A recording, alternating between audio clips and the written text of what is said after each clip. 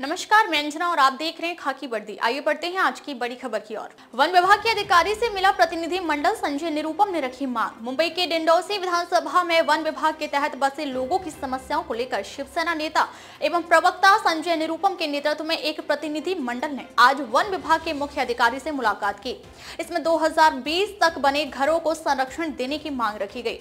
डिंडौसी विधानसभा के one क्षेत्र में बसे नागरिकों के भविष्य को लेकर एक अहम बैठक हुई। शिवसेना नेता संजय निरुपम के नेतृत्व में एक प्रतिनिधि मंडल ने दोपहर 2:30 बजे वन विभाग के मुख्य अधिकारी से मुलाकात की।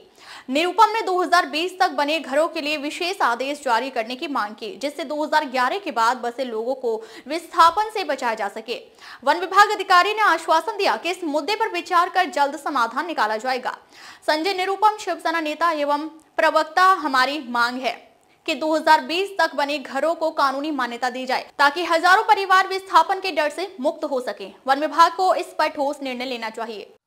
असं आहे की दिंडोसी विभागात आणि नॅशनल पार्कच्या हद्दीमध्ये राहणारे जो लोक आहेत त्यांना गेल्या काही दिवसापासून वन विभागातर्फे नोटीस जात आहे आणि नोटीसमुळे एक लोकांमध्ये भयंकर एक दहशती निर्माण झालेली आहे आणि त्यांना असं वाटतो की त्यांच्या घराचं आता डिमोलिशन होईल आणि या विभागात राहणारे जे लोक आहेत 30-30, 35-35 वर्षापासून राहत आहेत आणि काही लोक असं आहेत ज्यांनी 7,000 रुपये भरून त्यांच्याकडे पावती आहे आणि महाराष्ट्र शासनाने त्यांना 2008 मध्ये 2007 मध्ये असा एक कमिटमेंट दिला होता की आम्ही तुम्हाला शिफ्टिंग देणार, जोपर्यंत शिफ्टिंग देत नाही तोपर्यंत तुम्ही तिकडे राहू शकता।